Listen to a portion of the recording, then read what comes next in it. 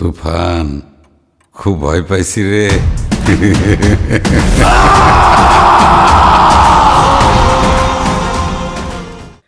শাকিব খান অভিনীত রায়হান রাফি পরিচালিত সিনেমা তুফান মুক্তির আগে প্রেক্ষাগৃহে ঝড় তুলেছিল। ছবিটির টিজার, গান বা ট্রেলার মুক্তির পর পশ্চিমবঙ্গের সমালোচকদের মধ্যে ইতিবাচক প্রতিক্রিয়া দেখা গিয়েছিল। গত 17 জুন পবিত্র ঈদুল আজহা উপলক্ষে বাংলাদেশে সিনেমাটি মুক্তি পায়। গত শুক্রবার ছবিটি মুক্তি পেয়েছে পশ্চিমবঙ্গে। মুক্তির পর ভারতীয় সমালোচকদের মধ্যে সিনেমাটি নিয়ে মিশ্র প্রতিক্রিয়া দেখা গেছে। ভারতীয় একটি গণমাধ্যমে বলা হয়, দুরন্ত শাকিব, মিমি, চঞ্চল ট্রায়ো, স্টাইলে অ্যাকশনে ভরপুর তুফান শিরোনামে ছবিটির সমালোচনা প্রকাশ করেছে অনলাইন সংস্করণে। এখানে ছবিটি সম্পর্কে লেখা হয়েছে, শাকিব তার স্টাইলে শরীরী ভাষায় হয়ে উঠেছেন সমসময়ের অকৃত্রিম হিংসার প্রতীক। হলভর্তি দর্শক গুলি ছুটলে হাততালি দিচ্ছে, রক্তপাত হলে উল্লাসধ্বনি প্রকাশ করছে। দর্শকের এই পালসটাই ধরতে চেয়েছেন পরিচালক এবং তার যোগ্য সঙ্গ দিয়েছেন শাকিব খান। সিনেমাটির প্রশংসা করে সংবাদপত্রটি লিখেছে, ছবির শুরুটা একটু ধীর গতির হলেও বিশ্বাস করুন, পিকচার আসলে শুরু হয় তুফানের এন্ট্রির পর। গল্পের ডিটেলে যাচ্ছে না। যে সরকার এই গ্যাংস্টার তুফানের সাহায্য নিয়েছিল, সেই সরকার তাকে শেষ করে দিতে তৎপর।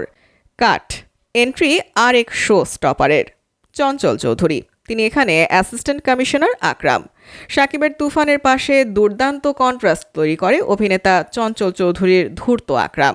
শাকিব খান এবং চঞ্চল চৌধুরীর ডুয়েল দেখার মতো। স্বল্প উপস্থিতি হলেও ছবিতে মিমি চক্রবর্তী ও নাবিলার পারফরম্যান্সের প্রশংসা করা হয়েছে। বিশেষভাবে উল্লেখ করা হয়েছে গানের কথা। তবে চিত্রনাট্যে পার্শ্ব অভিনেতাদের আরও বেশি জায়গা দেওয়া উচিত ছিল। মনে পত্রিকাটির ভাষ্যে, গল্পে যুক্তিতক্ক না থাকলেও এন্টারটেইনমেন্ট আছে, সেটাই বক্স অফিসে বাজি লড়বে। ছবির দৈর্ঘ্য একটু কম হলেও ক্ষতি হতো না।